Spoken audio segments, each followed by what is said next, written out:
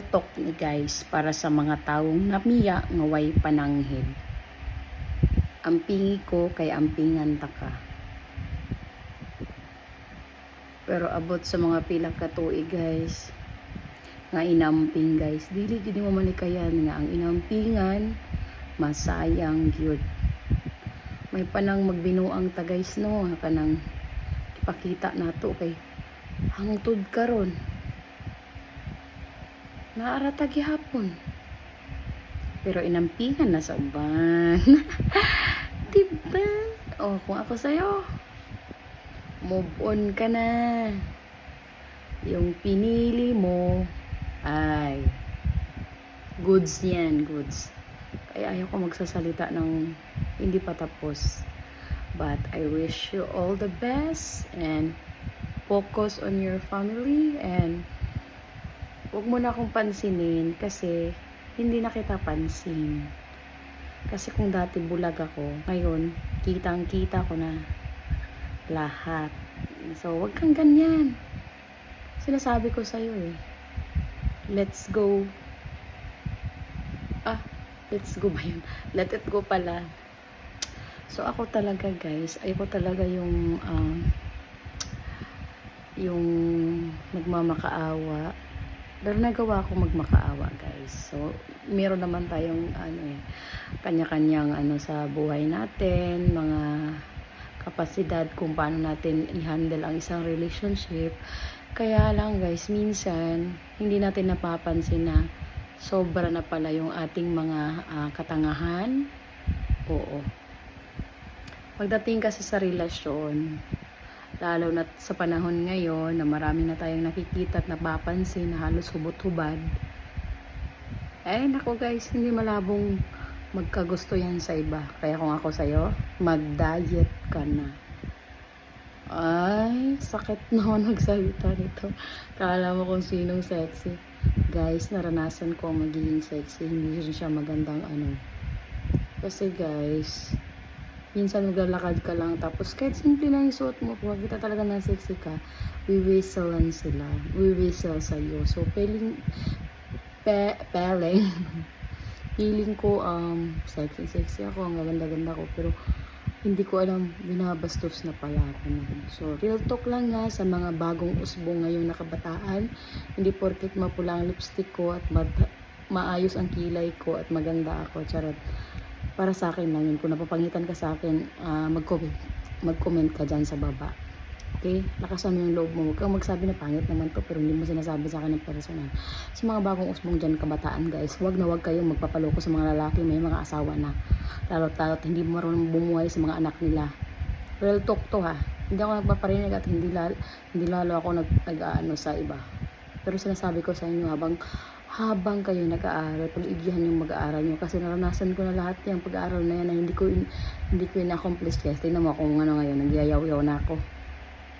Diba? Kaya instead na mas aangatan nyo ako, huwag nyo akong tularan. Okay? Hindi porket, ganito nangyari sa akin, ganyan. Gawin yung rason yun, hindi pwede yun. Magkakaiba tayo ng landas na tinahak. Ako na kaya ko lahat, ikaw ba, kaya mo ba? Kasi sinasabi ko sa'yo, wag na wag kang magbo-boyfriend habang nag-aaral ka pa. Sinasayang mo na ang pera, tapos sinasayang mo pa ang kinabukasan mo. Okay? Ang saya guys, umpisa lang yan. Ang totoong nagmamahal, naghihintay yan. Totoo. Kung ako sa'yo, nako, iiyak kasi iniiwan. Parang ganun yan guys. Mas nakakaiyak yung pag nabuntis ka, tapos hindi ka niya panagutan. Yung mabagsak ka sa exam, okay lang yun. Yung na-zero ka sa quiz, okay lang yun. Okay lang yun. Kasi, hindi yan always.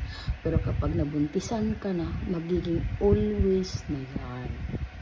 Kasi hahanap-hanapin mo na yung pagkakataon na yun. Oo.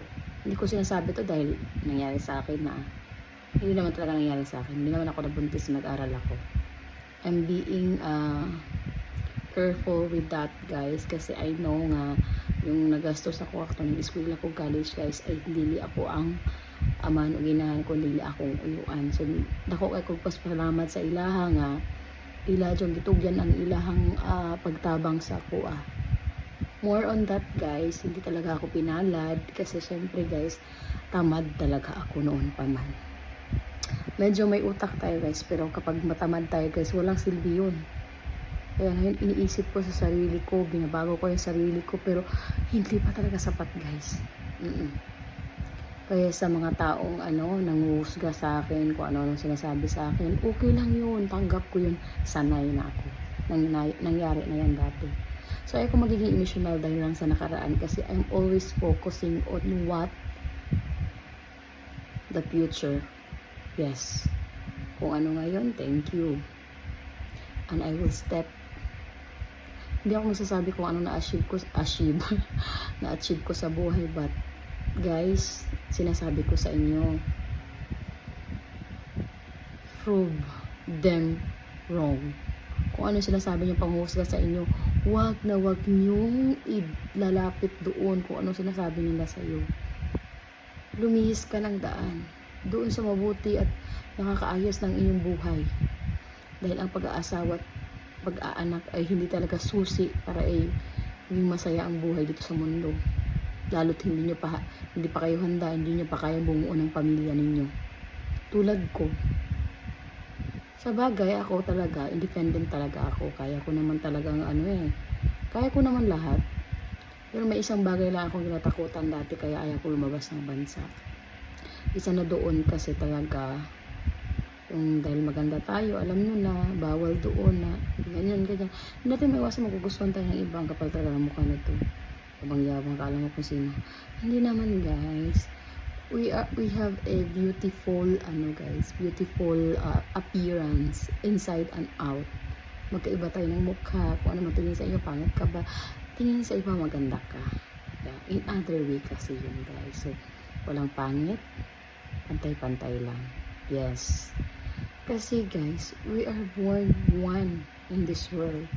So ngayon, nagkaroon tayo ng galit sa isa't isa. Natural lang yan guys. Kasi nga, nilalabas lang natin yung sama ng mga loob natin nang ma-realize nila kung ano talaga. So back on the school hindi pwedeng mag-asawa ng maaga. Ako guys, nagkaroon ako ng boyfriend guys. Edad ko nasa 23 na. Never ako nagkaroon ng boyfriend kasi pangit ako guys. So thank you Lord dahil binigyan mo ako ng ganung itsura noon. So hindi naman ako mamalaki ngayon dahil binigyan ako ng ganitong kulay kasi may ilaw talaga doon. Pansin nyo, nag-ilo-ilo pa yan. So thank you sa ilaw guys. Pero yung buko talaga guys, yan talaga nagpapaganda sa akin. Tapos yung ilong ko guys, masyado na tayong lumapad kasi kaya pagpasensyahan na. Pero para sa akin talaga guys, wag na wag kayo mag-aasawa ng maaga guys. Hindi yung susi para sabihin sa inyo ng liligaw sa inyong mahal kayo. Pagmamahal, dapat nag-iintay at naghihintay yan. So yun lang guys. Kung kayong gumaya sa akin na pulang lipstick, 31 na po ako guys. So, kung ganyan man ako ngayon, so, deserve ko to guys. Kasi, na-achieve ko na yung buhay ko. Charot.